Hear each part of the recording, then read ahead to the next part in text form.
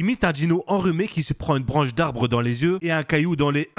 Vous êtes de plus en plus inventif. Ouf, ouf, tchou, ouf, ouf, tchou. Yo les gars, ici Daizen, alias le dino enrhumé qui se prend une branche d'arbre dans les yeux du game. Ouf, ouf, tchou. Et ça va loin ce délire quand même. Je vais aujourd'hui vous présenter des animés où on a un héros qui se fait sous-estimer mais va revenir ou être surpuissant comme un plateau entier de sushi. J'ai essayé de varier les animés pour que ça plaise au plus d'entre vous. Donc vous pouvez tous dire en commentaire merci Daizen. C'est le gars imbu de lui-même. Pour commencer, je vais vous parler de Grandmaster of Demonic Cultivation qui nous parlera d'un grand maître haï de tous qui va se faire éliminer par une association de clans les plus puissants. Et plus tard, il va revenir dans le corps d'un pauvre mendiant, abandonné par son clan. Mais il va découvrir qu'il possède encore une partie de son pouvoir démoniaque pour lequel il était haï. Ce que j'ai kiffé dans cet animé, c'est que notre protagoniste va être surpuissant dès le début. En plus du fait qu'il se fait passer pour un faible idiot, alors qu'il est juste monstrueux. Mais pour moi, la chose pour laquelle l'animé vaut le plus le coup est l'animation qui est stratosphérique. On a un style qu'on a peu l'habitude de voir, puisqu'il a été réalisé par un studio chinois. Mais cette patte donne, je trouve, un petit vent d'air frais à ce que l'on peut voir d'habitude. Pareil pour le scénario. On est dans un style courant en Chine, mais très peu utilisé au Japon, en dehors de l'aspect isekai. Donc n'hésite pas à te mater cette merveille, beau gosse. Ensuite, je vais vous parler de Valkyrie Apocalypse, dont la saison 2 vient tout juste de sortir sur Netflix. Bon, pour en parler brièvement, on va suivre un personnage qui est devenu élastique après avoir mangé les fruits du gom-gom. C'est le gars qui s'est trompé de synopsis. Non, en vrai, pour faire simple, on va juste avoir un gros tournoi. Ça va être un animé où ça va se taper, un peu du style Baki. Donc comme tu l'auras vu, le scénario ne sera pas incroyable, car on sera sur quelque chose d'assez simple et sans réelle profondeur. Mais derrière, on aura des combats très sympas qui te donneront quand même envie de continuer l'animé. Surtout si tu aimes tout ce qui est castagne et tournoi. Xi Wang Zuiki, où l'on sera là aussi dans un animé chinois. Dans le style du premier, notre protagoniste sera féminine, du nom de Luo Luo, qui au début de l'animé exerce la profession de tueuse, mais suite à une mission, va succomber à ses blessures et revenir dans le corps de Su Luo, qui est vu par sa famille comme une bonne à rien. Donc comme tu le vois, le synopsis est similaire au premier. On va dire que c'est le style courant qu'on peut retrouver en Chine. Et derrière, notre héroïne va rencontrer un prince, vu par tous comme démoniaque, qui va s'intéresser et être intrigué par elle. Et donc notre animé se concentrera sur cette relation légèrement conflictuelle entre les deux. Pour notre héroïne, même si elle paraît faible au début de l'animé, elle possède aussi ses particularités. Les épisodes sont assez courts, ça se regarde super rapidement. Et personnellement, ce que j'ai le plus aimé dans cet animé, c'est les mises en scène qui te feront kiffer certains personnages. J'aime les sushis. Et pour terminer, je vais vous parler de Kisnever, qui nous amènera dans la ville de Sugomori, où notre protagoniste, Katsuhira Akata, va être sélectionné pour un programme spécial, puisqu'il permet à ceux qui y sont connectés de partager les blessures et les douleurs entre eux, dans le but de justement instaurer la paix dans le monde. Mais ce fameux programme est encore en phase de test, et notre héros, lui, est très spécial, car il est assez froid et ne ressent que très peu d'émotions. Le genre de personnage qu'on kiffe. Déjà, scénaristiquement, on aura quelque chose de très intéressant à voir, avec une intrigue très bien ficelée et un suspense régulièrement présent. L'animation produite par Trigger est assez spéciale, mais très réussie, avec son propre style, et surtout des personnages charismatiques. Ils sont juste incroyables et te feront kiffer tout l'animé. On aura une première saison de 12 épisodes que tu peux retrouver sur Wakanim. Bref, on arrive comme à chaque fin de vidéo, à la fin de la vidéo. Si t'as kiffé, pouce bleu, c'est un ordre. Si c'est pas le cas, pouce bleu quand même, c'est un ordre aussi. N'hésite pas à me conseiller les prochaines imitations que tu voudras que je fasse. Essaye d'être original et n'oublie surtout pas, Daizen est un escroc.